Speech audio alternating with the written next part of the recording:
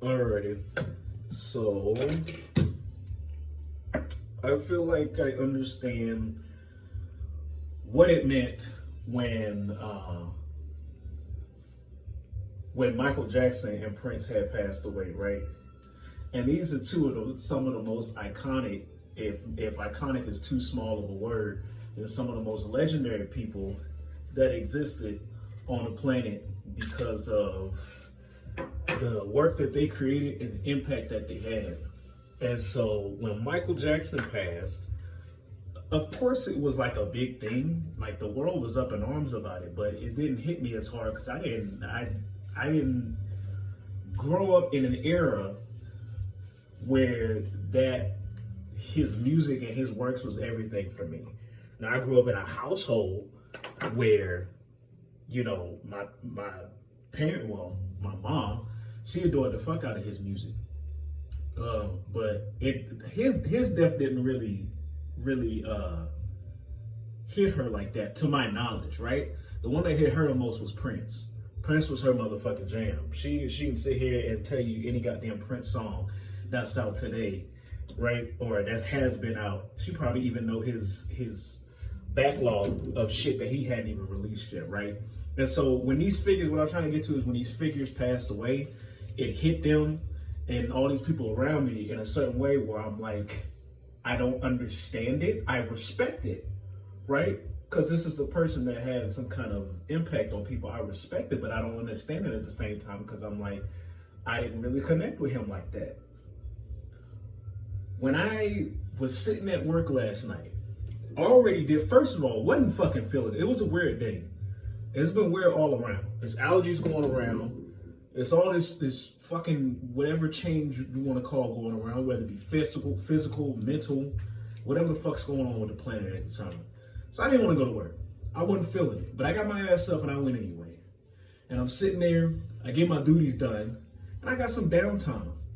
And I'm trying to work on shit and clearing out stuff and scrolling through TikTok.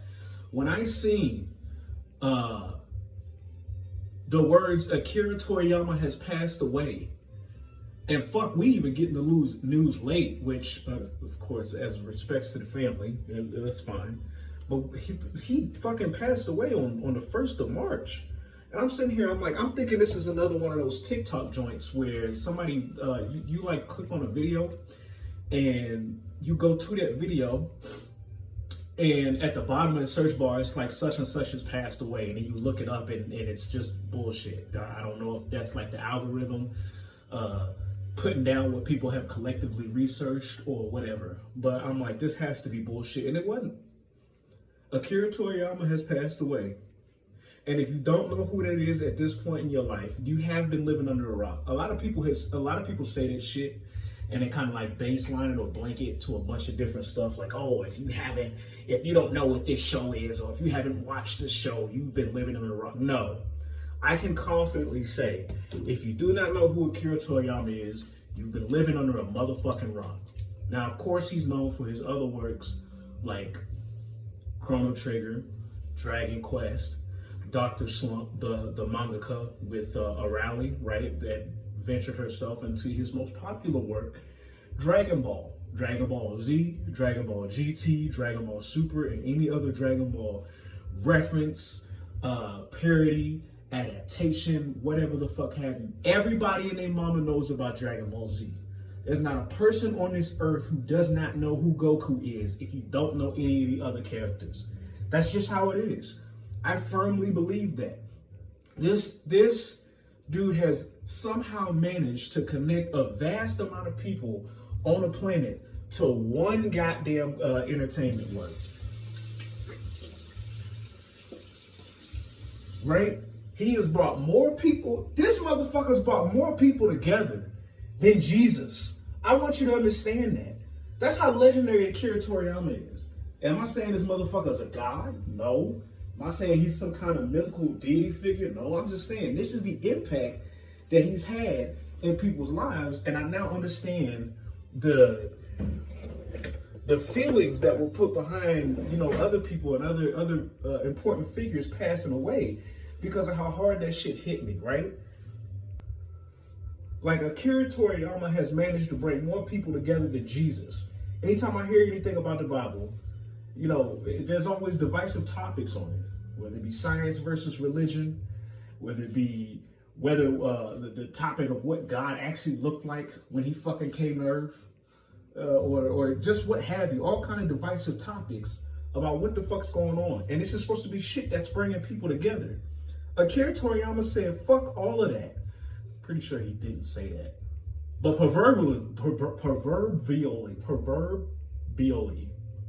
pretty sure I'm botching it up, but you know what I mean. This motherfucker said, fuck all of that. And only by following his dreams and doing what the fuck he loved to do, has he managed to have people make friends in the most unknown of places, right? Or have people have kinship with other people over a goddamn anime. That's fucking legendary in itself.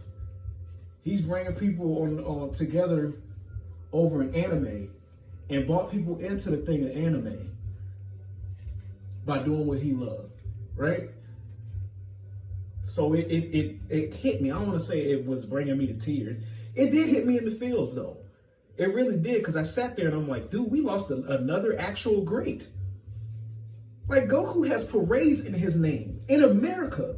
And in Japan, it's even more spectacular. Correct me if I'm wrong, but these motherfuckers got Goku Day over there. Like, the shit is nuts.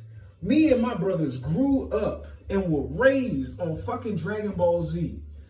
When I tell you that my household, I told y'all last time my household was like a Tekken household, right? Our household was Dragon Ball Z to the fucking T. I'll never forget the goddamn cake my mom drew for me to Goku.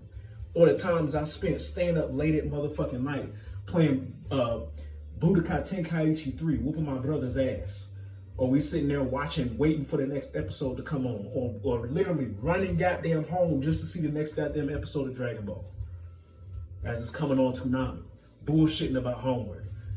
The fucking friends I've made, the goddamn connections I've had, the things I'm into, and even some of the goddamn life lessons I fucking learned have all stemmed from this man creating something that has managed to bridge a gap between language barriers and all kind of any other barriers that may be associated with what the fuck's been happening.